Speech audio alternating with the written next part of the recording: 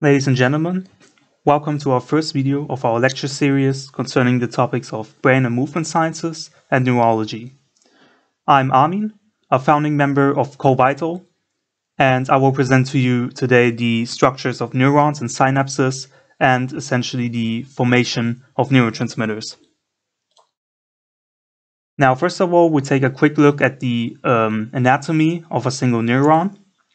And as we can see, the neuron is essentially a usual body cell with its cell organelles, such as the endoplasmic reticulum, the Golgi apparatus, and the mitochondria, so to produce energy, but also to produce proteins and to navigate them.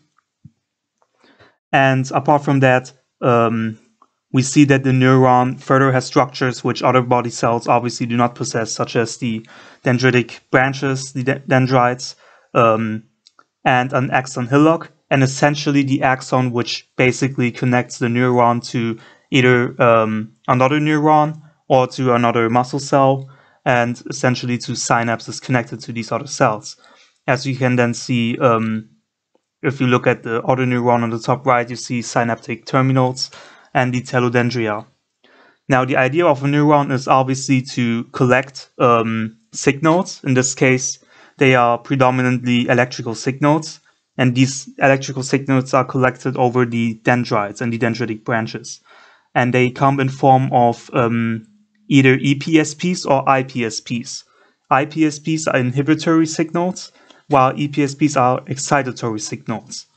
And what you need to know in general to understand the general concept of signal transmission is that if you have a certain amount of EPSP, so excitatory signals, that will basically reach a single neuron, these excitatory signals will then will basically accumulate up to the axon hillock, and if they over-exceed in their transmission on a single neuron, they will then trigger a so-called action potential, which is what you can now think of in general as an electrical signal that will be transmitted over the axon and then up to the synaptic terminals. While if you have an inhibitory signal, it will obviously counter-effect the excitatory signal. So if you have more IPSPs than EPSPs, then you will essentially not trigger an action potential. That means there is no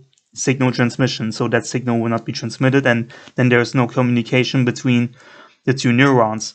And that's basically what is happening all the time in your body. So neurons all the time either fire or do not fire signals over the axon to a different neuron or to a different muscle cell, to then which then can result in either a secretion or, for example, hormones, or it can result in contraction of muscle cells. Now, essentially, it is important to, first of all, quickly summarize the important facts for neurons. So they're, as I said, electrically excitable cells. They communicate with other cells via synapses. They're also classified in different types of neurons. So there are sensory neurons, which basically receive signals from our sensory organs, such as when you smell or when you taste. And the brain processes all these environmental signals and is able to then, in fact, sending out signals, so sending out these electrical signals from your neurons to your muscle cells, for example, to trigger contraction, which happens over so-called motor neurons. And then you have the interneurons, which basically are there to facilitate communication between sensory or motor neurons, and are generally embedded in a, let's say, greater network of neurons that basically fire electrical signals with each other and communicating.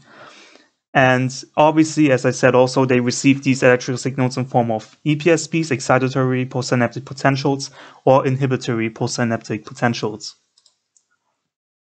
Now we also take a short look at how the signal transmission happens at the synapse, because it is important to know that the electrical signal is not always just transmitted to one neuron without a certain interruption.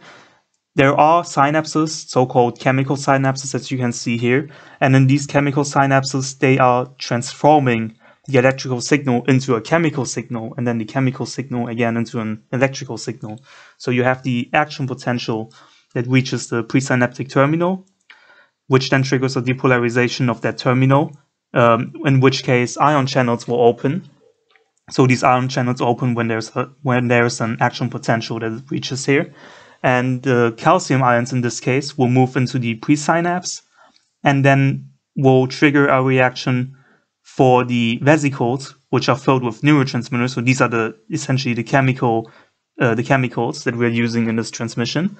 And these vesicles, they are moving to the membrane of the presynapse and then secrete their content into the synaptic cleft. And into the synaptic cleft, we see on the opposite side the post-synapse with their membrane and channels. Now, these are also ion channels, but they are ligand dependent. That means they need neurotransmitters, so chemical compounds that bind to these channels and open them up. And when they open up, you can see that there will be a change in the net membrane charge. So that means you essentially change the electrical potential at the membrane, and this is then what triggers an action potential. So by opening up these ion channels, and what you then do is essentially now triggering another action potential, the one basically you had before, but in this case at this post-synapse, and this action potential would then transmit over the neuron, as we discussed before, to the axon, and then from the axon over to a different neuron or different muscle cell to then secrete a reaction. So to quickly summarize, so a synapse passes electrical or chemical signals to neurons and also to other cells. Electrical synapses allow a direct passage, as I said, of, for example, ions and signaling molecules between cells. However, for the chemical synapse, they translate the electrical signal into a chemical one and vice versa. Me and also the team of Covital thank you very much for your attention. If you have any questions left, feel free to ask us. You can also contact us over LinkedIn, Instagram, and our DMs, or over email. And we're looking forward to introduce you to our next video. Have a great day.